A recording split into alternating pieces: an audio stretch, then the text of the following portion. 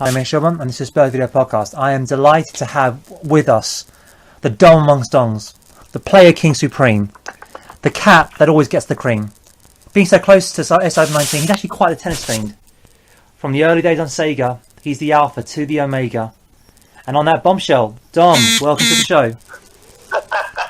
Cheers.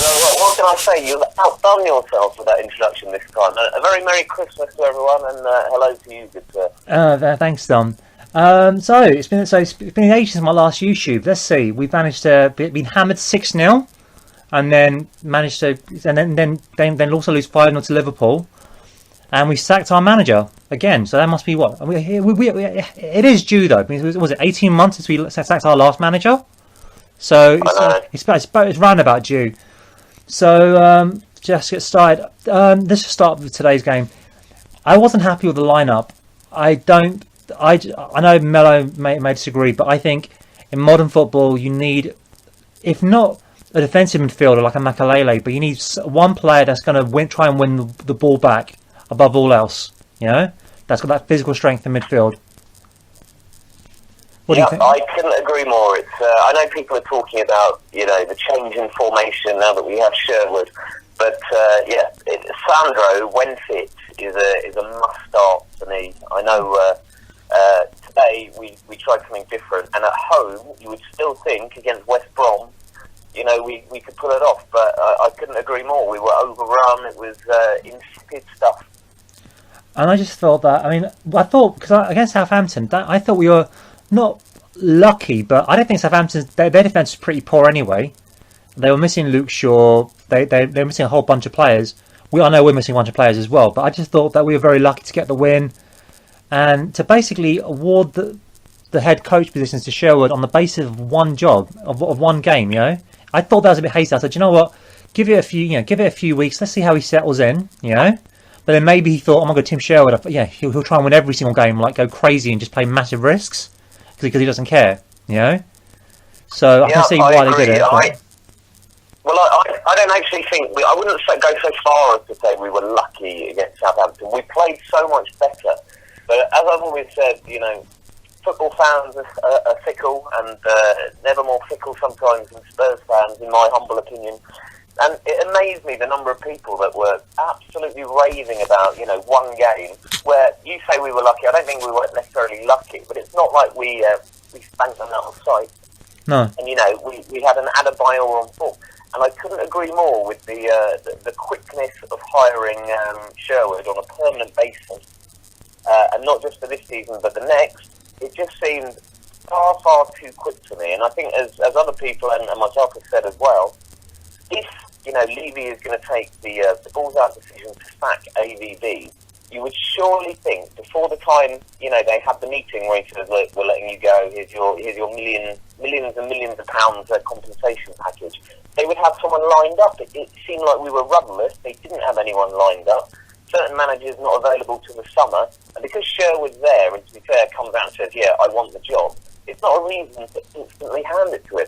Yeah, well, It worries me a little bit. I'm always a man to get behind the manager, but it seemed a little bit too hurried and a little bit rash. It was slightly baffling to me, to be honest.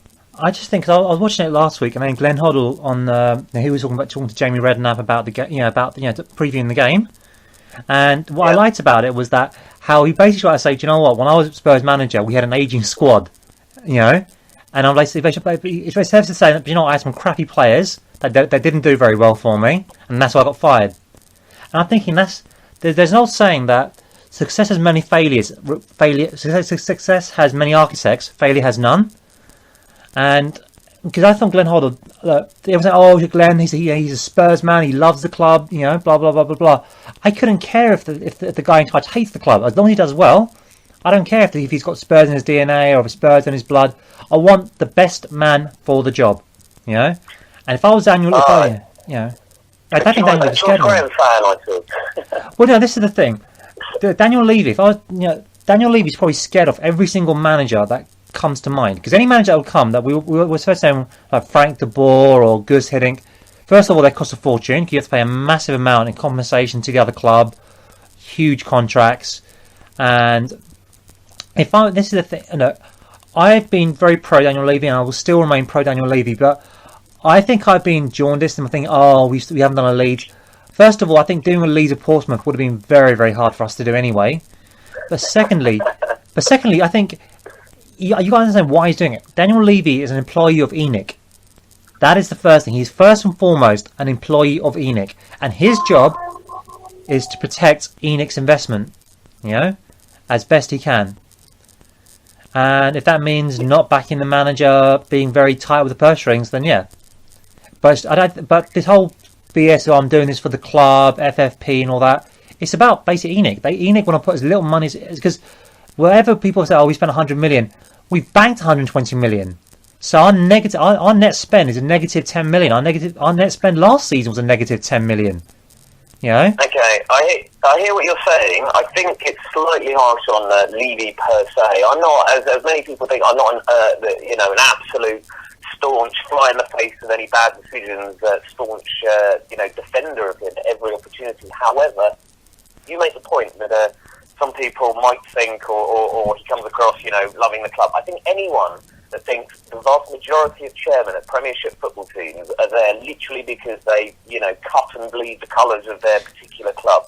It would be a naive thing for them to think it. Levy is no different. You're right. He does, he works for the powers that be himself, and that is, much like anyone in any job, that is going to be their role. I would say, in the greater scheme of things, he's done more good than not. However, I almost would have had more respect for him, despite the humiliation that we had at Liverpool, not to mention another place as well.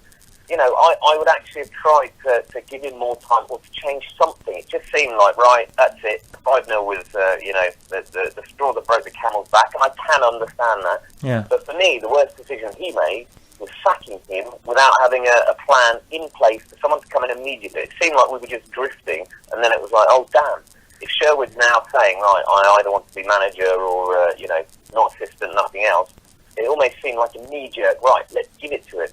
And I know what you're saying about the spending as well. Having said that, there are also other clubs that, they sell a player, admittedly not for as much as Bale, and they don't reinvest the whole amount of money. At least he's kind of been there or thereabouts. But I do agree with you. This season last, with the seasons to really kind of push the boat out.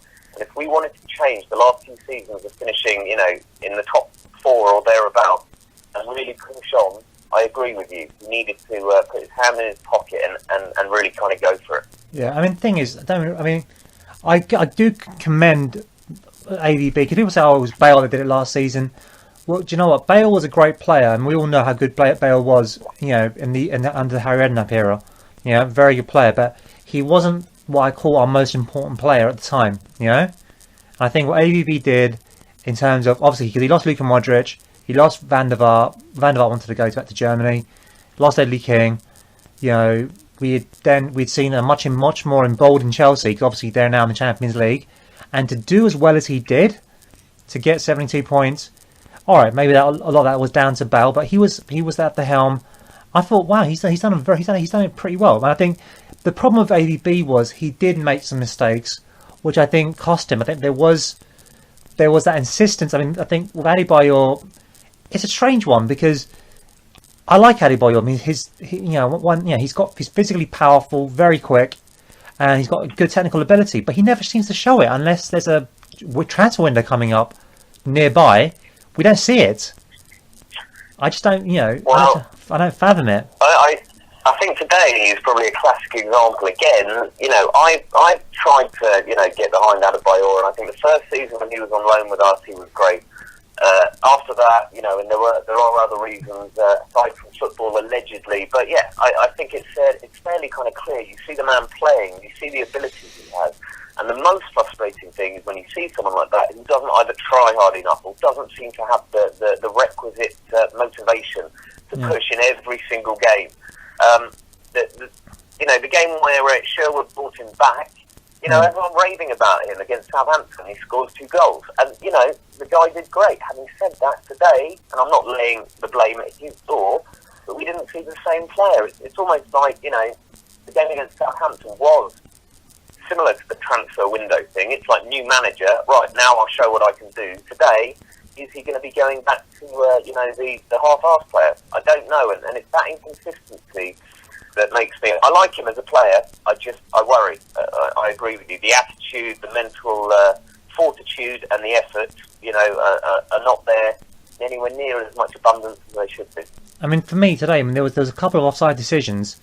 Well, he just basically stood offside. He didn't. All he had to do was just look out the line, play off that shoulder. He was wide. I don't understand if he was in the middle, but he was wide. He was playing wide. I thought he's doing that.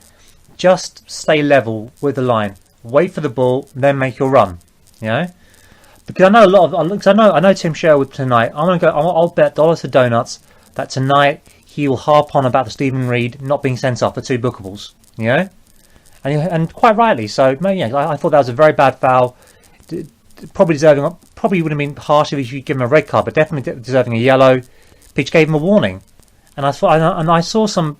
I thought the referee was poor in some of the decisions. Maybe we'll think that because we're Spurs fans and a lot of the decisions didn't go our way. But I thought the referee could have done. I thought the referee was poor in some instances. There was a horrible tackle on Soldado where the player was just given a warning.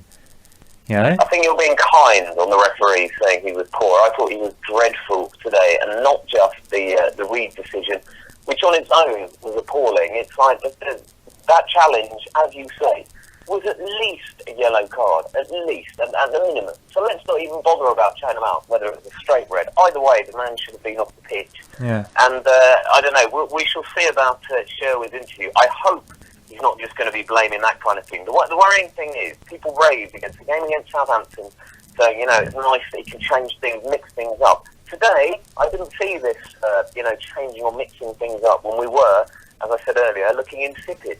And it worries me. I'm all, people joke about the Harry Redknapp motivational, tactical speeches that he gave, just go on and fucking run around with it and all that. Yeah. However, I'm hoping that Sherwood isn't that kind of guy. We don't know. The man has no experience. How do we know what he's like as a manager? And that is the biggest gamble for me at this stage of our supposed progression. And it worries me that maybe, and I hope that I will be proved wrong, maybe he's a younger version of Harry, just without the flair and exciting football. Yeah, I just think, the thing is, what we say about Harry, he had some, like Luka Modric is doing wonderfully well for Real Madrid.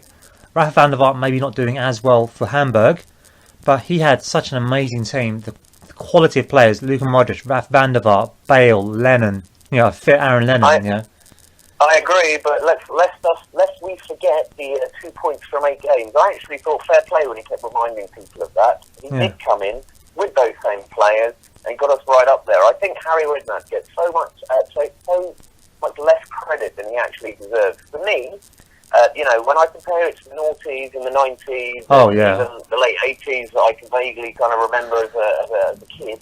You can remember the late 80s? I thought you can remember the late 80s? I thought you weren't even born then, though, Don.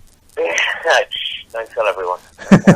But I agree. Under Harry Redknapp, it was the most exciting football, and the most exciting time to be a Spurs fan.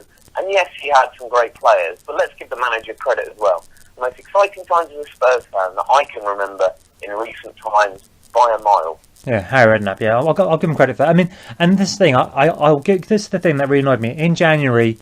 When we're third, we could be pushing on for a title challenge, and it's unlikely, but we could be pushing on for a title challenge. We sell Pavlyuchenko, bring in Luis Saha. We let Basson go on loan and bring in Ryan Nelson, who can barely stand.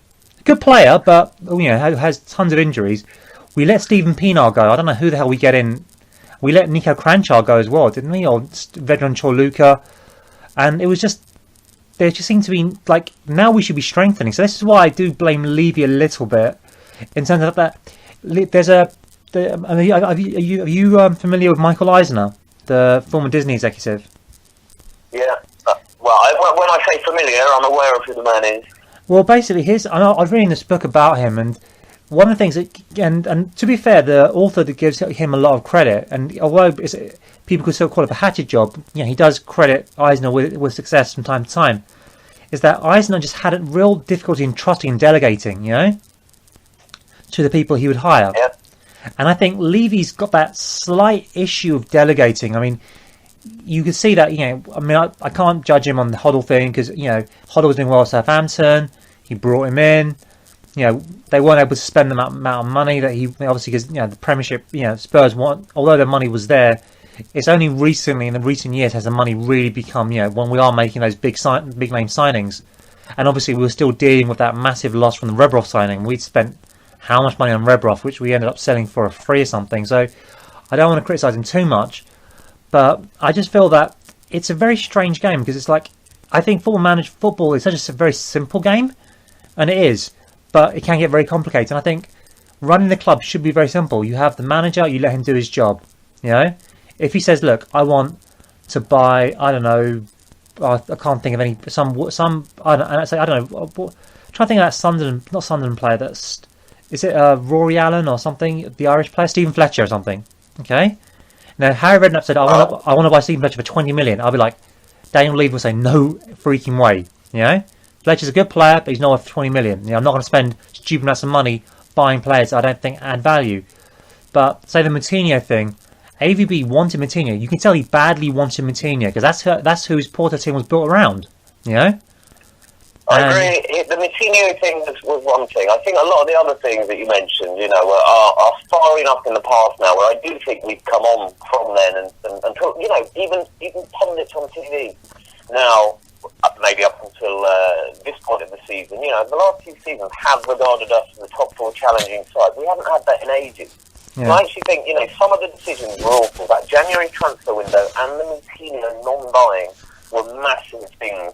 I agree. The rest, I think we can almost, say, look, long ago enough that it doesn't matter. Yeah. Having said that, you mentioned what you thought Sherwood's post-match interview will be like. I've just seen, breaking YouShubes on YouShubes is, I've just seen some of the comments that he said post-match, and these are corkers. Now, bearing in mind, someone earlier posted on Twitter and indeed on PD the insight into his programme today, which was, and I quote, "I am not one to complicate the game.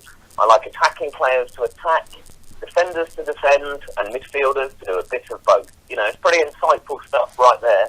Yeah. And now in his post-match interview, he's come out with saying, and these are quotes apparently from a Spurs source on Twitter. He said that West Brom came here to do a job and they did it well.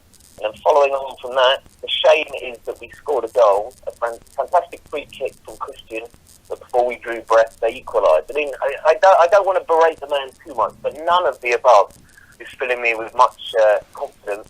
And I know it's not all about sound bites, but it's almost like saying my gran could probably give that kind of insight, but she knows nothing about it. For me, I'm just thinking, because I don't want us going backwards, because this is the thing that really annoys me. A couple of things. First of all, this incredible mythical Spurs way, okay? This mythical Spurs way has only ever succeeded 3 times in, maybe twice in the last 70 odd years, and maybe almost succeeded in the early 80s, but, for some reason, again, the management fell out with the board and, he was swiftly replaced. But this mythical Spurs way, I mean, and the other thing is quite interesting. Because I actually met a couple of other players. I actually met, Cliff Jones and Terry Dyson, who's, I believe you have a book that they signed. Dom? Sorry, that last bit cracked up. Sorry, I believe you have a book that they signed, Cliff Jones and Terry Dyson. I believe you have a... Oh, I do. It's a stunning book. A very good pal of mine managed to secure some fine signatures from the push and run era. But I agree. The tradition now is... I don't think as many people bleat on about, we have to play exactly like that.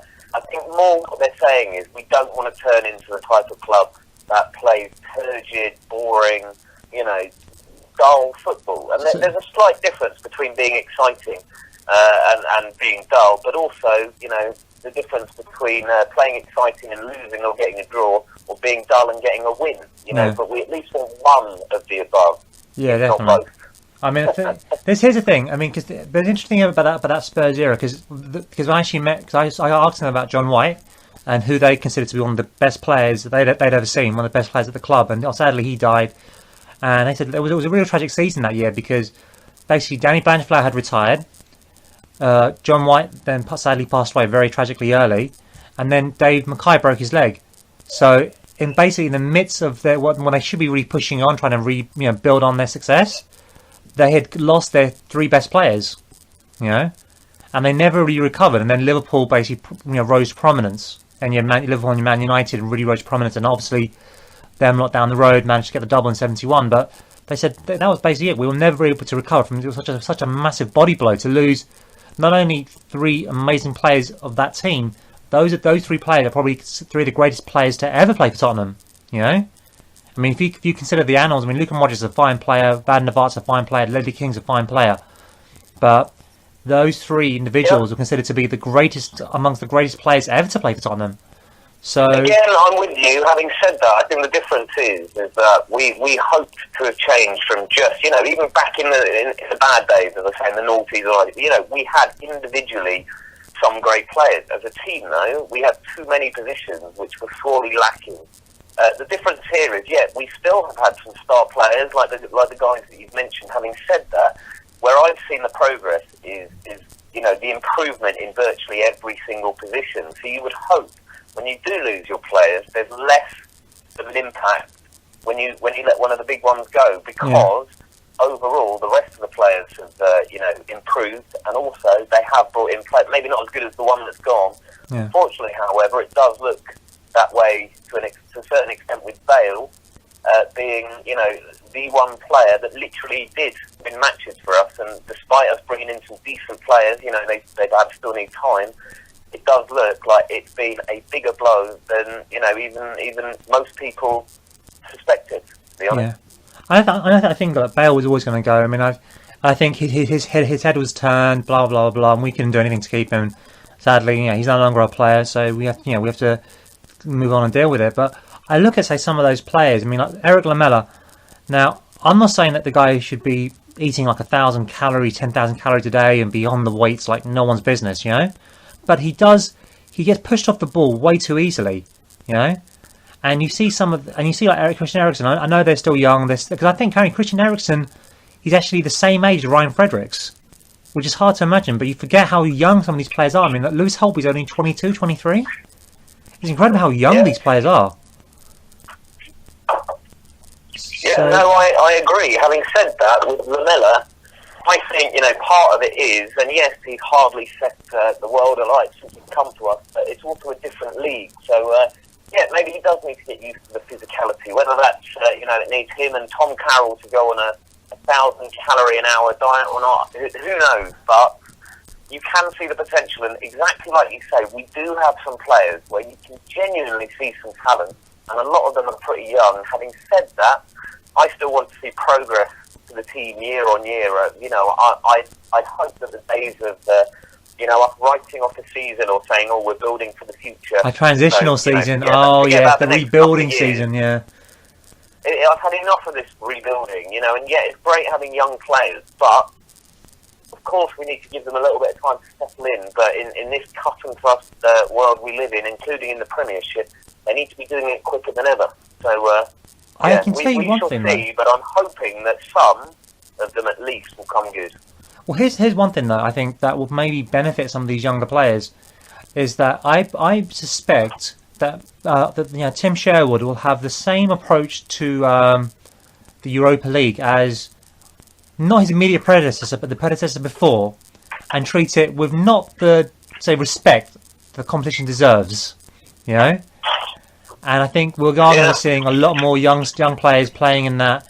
And I think we saw Nabil Bentaleb. What do you think of Nabil Bentaleb, by the way? What do you think from what little you've seen? What do you think of the kid?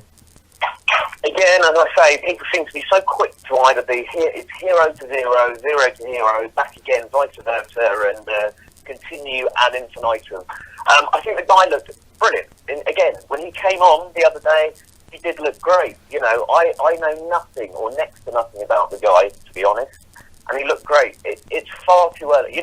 Having said that, I remember seeing Genus, Jermaine Genus in one of his early games, and I thought, this guy will go on to be the next world beater, and we all know how that turned out for us. Yeah, sure enough. I don't mean to give him the kiss of death. Tell me. I'm not for 1 second trying to compare the two, nor am I backtracking. All I will say is the guy looks like he has a lot of potential. I was genuinely impressed when he came on the other week. It's too early for me to make a sound judgment, I would say. That's the only answer I can give, I think. Do you know what? When I first saw him, I thought, when I came on, I thought, my God, he looks pretty lightweight, because obviously compared to Dembele, most players would look rather lightweight because Dembele's a huge guy. But he came on, and what I liked about him, he put his foot in. But what I liked about it, he's actually quite quick on his feet, very light on his feet. You know, he need a good turning circle where you see like players like Huddleston, they can bear, you know, very athletic. And, yeah, very. Huddleston's like an articulated truck doing a 3-point turn compared to like Ventilair. It's one of those things where I don't know. I'm not too focused on the physicality. I know it's a physical game. But you've mentioned a couple of times people either bulking up or looking a little bit light on their feet. You know, not like, as you say, a Huddlestone. And in a way, thank God for that. That was his one major weakness. Yeah. Was his, ability to kind of get around and not have a turning circle of the aforementioned truck. But yeah, the guy looks good. I'm genuinely excited to see how he cracks on. The worrying thing for me is, though, it's very hard for me to see, even match to match. You know, even back in the day, we knew pretty much who our best 11 were. And at the moment, it's just so difficult to call. And I know we've got injuries, but at the moment, it's very, very difficult to have, you know, an instant answer to what is our best team to play at any given time. Although it's interesting because obviously the January transfer window is coming up very, very soon. I don't think we'll be making any buys per se, but I do think we'll be seeing some loan returnees. I think Benny Assou-Ekotto will maybe coming back because we have been short at left back. We have struggled there. You know, Kyle Norton is not a left back, and you know, you can't really. Although the funny thing is, he actually has played left back for Norwich when he went there on loan. So it's not as if he's not. Although he's a right back by trade, it's not as if that's the first time he's played there. If that makes any sense, he actually has played there before. You know, so it does. The only thing I would say is I once had one game at left back for my work 11 football team, and that doesn't mean I can play left back for Spurs either. I know it's a world of difference. Yeah. I don't care whether he's played left back for Norwich. The guy is not cut out for that position, and it's rare that I would write people off. You sometimes think, you know, or you can see glimpses of talent or ability. Even at right back, the guy I don't think is anywhere near good enough be in our squad, and letting Disco Benny go out on loan was a huge mistake from the off. We don't want Jan Vertonghen playing left back when he's fit. He needs to be in the centre of our defence. Yeah. Even more so, having watched the last however many games, where he hasn't played. Our centre backs have been all over the place. So yeah, I hope maybe we make a signing in January, but as we all know, it's more different. And yeah, if we can get a couple of people back on loan. That may improve us, great, but I still hope that maybe we'll buy one more player. I'm hoping we can get a striker and definitely on loan or something. But I think we do need another striker. Is what we need. I want an Adebayor type player that actually tries every single game. You know, yeah. I know Benteke is unlikely to come, but someone of that type of ilk. We've been linked to Morata. Everyone was like, well, Chelsea would never sell and blah blah blah, and it's probably true. A lot of people said the reason he wouldn't come to Spurs is because of that rift he had with AVB back at Chelsea. Let's give it a go. Why not? Do you know what? I can just think that Chelsea would sooner sell us, I don't know, herpes than actually just sell any player to us. You know, that's the kind of club they are. You know. I agree, and the Willian signing, you know, he featured a couple of times, but hardly regular. Whereas for us, we were going, all out to get him, and like you say, Chelsea stepped in. It almost seems to spite us. Yeah. They have the bigger bank balance. Yeah, but do you know what? I'm just hoping. Do you know what? I don't think the last thing we need is more players. I think I'll definitely bring back Benny if that option's available to us. As many I think the very few YouTubers actually do watch the podcast may know I'm a big fan of Tom Carroll. I think he's got a lot of ability. Are you? Yeah. I never knew you. Yeah, and I'd definitely like to bring him back from loan and try and either get him, bring him back to us, get him a few games in January, and then just see how he does, and just say, look, you're going to go out, you're going to go to a Premier League club, or you're going to go to, but you're definitely going to come back to Tottenham, I think, because I think he's a very good player, he's a fine player, and I think he deserves to be starting in the Premier League. I think he's an excellent player. But I'm not sure I'd go so far as to say we would. I know we'll have a difference of opinion here. I know you rate the guy highly, and not for us. He wouldn't be starting in the Premier League for us. No. I don't think I would actually leave him out on loan for a bit longer. You know, it's worked for us in the past with a couple of players. We look at the likes of, you know, Rose. I'd give him, you know, a season or even a couple of seasons out. Maybe 2 might be too long. Yeah. Who knows? But I certainly wouldn't think that he, no offence, but I don't think that Tom Carroll would either be the answer. I'm not saying you're suggesting he would be, or indeed, you know, a priority for us to bring back. No, but definitely Benny though. Benny's someone I'd definitely bring back in a heartbeat. Oh, without a doubt. I would never have had him out on loan in the first place. No way. But speaking of fullbacks, so we've got something like Carl Walker. Oh my, he is so improved. I mean, it's like all the mistakes he was making last year seem to have disappeared, and he seems to have got so much better. They have such short memories. The first season, it's not a case of, you know, everyone can go, oh, this guy's doing great. And I was a big fan of his when he broke onto the scene. You remember the type of fullbacks that we've had over the years. You know, we haven't had great fullbacks. And this guy, you know, for pace, it was unbelievable. Now, I know, like Glenn Johnson, people are, oh, it's not all about the pace. But there was more to his game. And yeah, he had a dreadful time after that. But in his first season, the potential that man had was huge. And I'm glad that people are now recognising, and admittedly his performances are a hell of a lot better this season. And he had some awful, you know, games when people were saying, get rid of him, like they were saying with Rose. Yeah. There's no way. He, I agree, he's probably been our best player, maybe not of the season, but certainly, you know, in the last however many couple of months, whatever, he's been great for us. Well, the last 2 or 3 games, he seems to have really stepped up. He's shown what I found was like a real maturity to his game. Very, very much mature. And I just think if we can get, say, Jan Vertonghen hopefully fit again, you know, probably mid-January, we're probably looking at him and, say, Dawson, or, I mean, 'cause I don't know what's happening with Cabal. I mean, will Cabal ever come back? Is he Ledley King Mark II? You know, that's something we have to really, I'm very concerned about myself, you know? Well, Darren Anderson Mark III, Ledley King was... Oh, yeah, that's true. I know what you mean. I'm not comparing the King to Dazzler Anderson, but unfortunately, it is looking that way. And I know a lot of people said after the massive long layoff that he had, he would need time, but it just seems that it's going to be, you know, I hope he's not going to be one of those players, like Woodgate as well. We've had them all. Yeah. You know, it's going to be one, I know Woodgate actually played consistently for us, but, you know, that type of player that breaks down continually.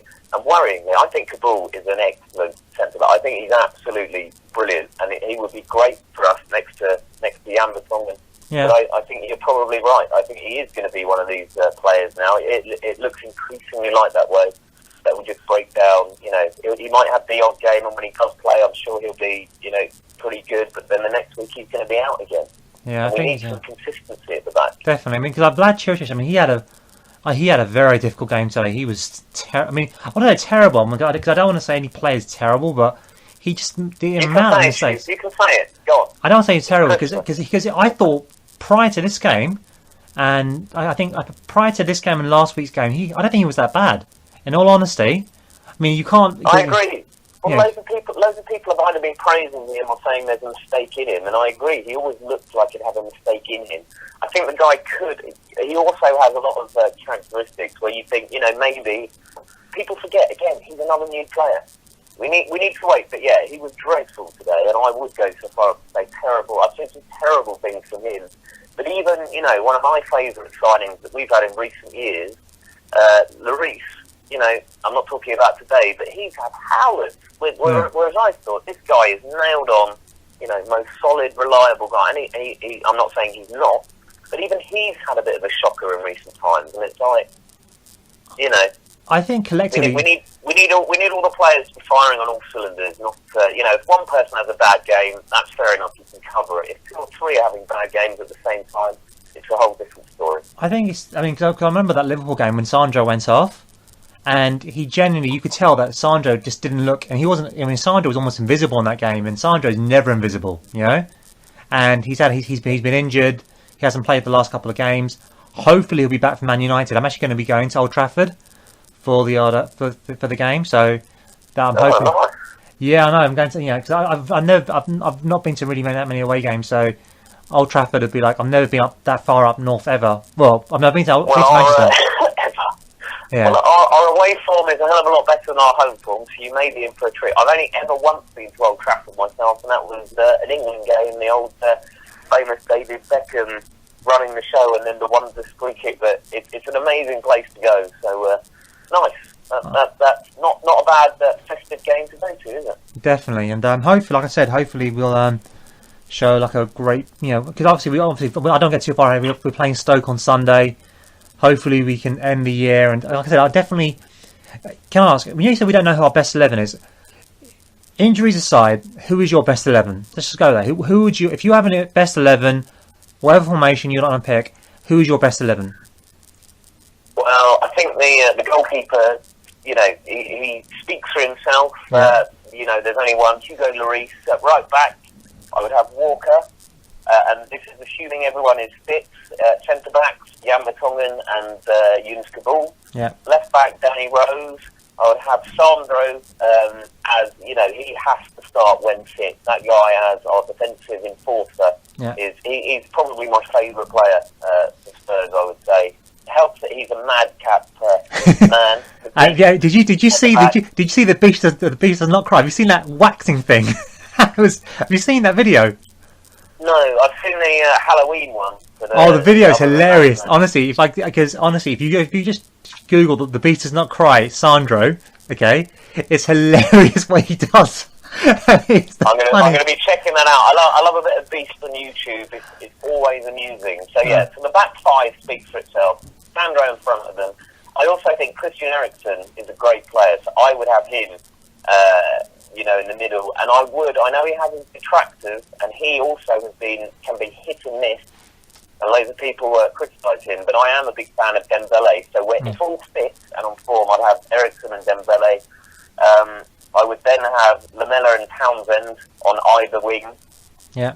Not the inverted wingers. So but I think both of those could swap. But there we go. And up front, I would have to go with Soldado. I know he hasn't fired. I'd probably go for Adebayor. The only reason is just far too inconsistent. Not that Soldado has been, but that would probably be my preferred starting 11. I must admit, when we were playing JD up front, I thought, against Fulham and Sunderland, I thought he played very, very well, And I thought, why has he dropped him? I thought, JD's been playing really well. Why are you dropping him for? I know he hasn't scored any goals. We know that he scores in fits and starts, and I'm a big fan of Defoe, always have been. I hope he stays with us, and he's a good player to bring on. But if we have him up front on his own, I think we know over the years that, more often than not, we're not going to be getting the best out of them. I thought he played well, but I'll go with the same back five you have. I think conceivably, I'd probably go with Yunus Kabul, definitely. Sandro. So those would be my back five, basically. If the goalkeeper, that's my back six, basically. In front, it's a difficult one because I think Paulinho, we've seen glimpses of what he can do, But I think for me, Dembele, just in terms of him driving forward, I think a fit Dembele, I think, is superb when he's on the ball and you just drive that ball forward. Again, I'd have either Christian Eriksen or Lewis Holtby, because I think we've got the whole two players every position. We've got that. I think I play a 4-3-3. I would probably have Lennon out with. I'd probably have Adebayor up front, and I'd probably have Lennon and Andros flanking. Say flanking. Adebayor, but that's interchangeable. Because I think at the moment, for example, Siggy is a good squad player, and I think Chadley's a good squad player. But realistically, these guys, for me, they're not starters. I mean, Chadley, I've seen him play well once this season when he was our player for Belgium, and I thought, oh my god, he's killing the crap out of that Scotland player. Who is he? And then I realised it was Alan Hudson that he was killing. And I'm thinking, do you know what, dude? I think we talk about right backs and full backs. Yeah. I agree with you, and I do agree on Paulinho.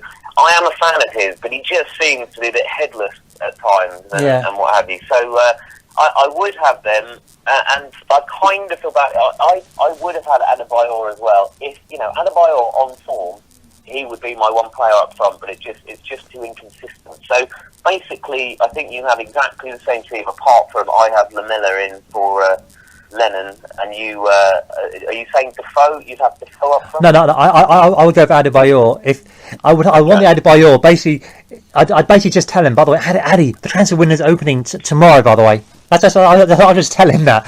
Caveat, he starts for me ahead of Soldado. I'll give you that. So you and I have it's funny. We say it's hard to pick it. You and I have the same team, apart from I have Lamella, you have Lennon. Yeah, Other than that, it's the same. Yeah.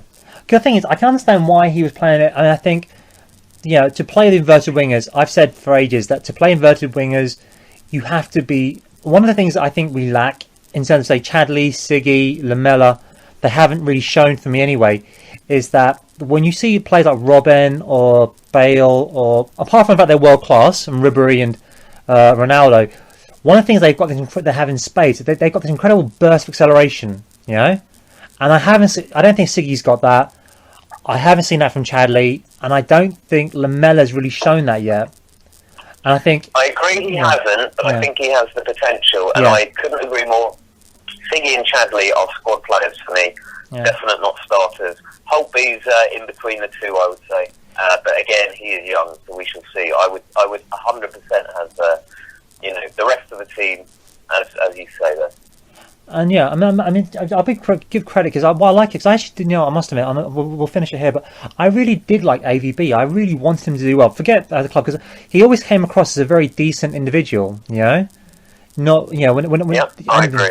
And I think because one of the things that really impressed me is when Bale went, he said, and they were asking him about that, and he said, you know what, I nothing. They said I didn't make Gareth Bale that player. The team made him that great player. And you've seen so many people try to take credit for Gareth Bale, and he was the one man that could conceivably take the most credit, choosing not to do so.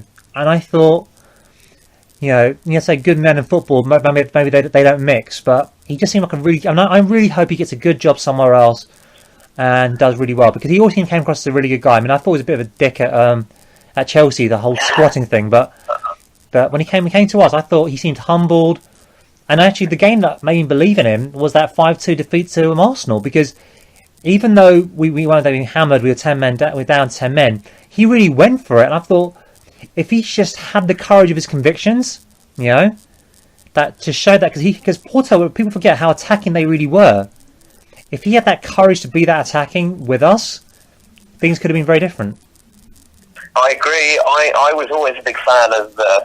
I was a big fan of Redknapp, and everyone knows, but, I fully got behind. I was glad when we got him. I thought, the Chelsea reasons he left, and, no one's going to succeed at a club like that unless you get instant results. I actually thought we would or at least could have been a perfect fit for him. Yeah. And I was fully behind the AVB. I also, got to admire a man who goes by 3 initials. It's always a good thing. I can't imagine why that is. Yeah, I've no idea, but it just appeals to me for some reason.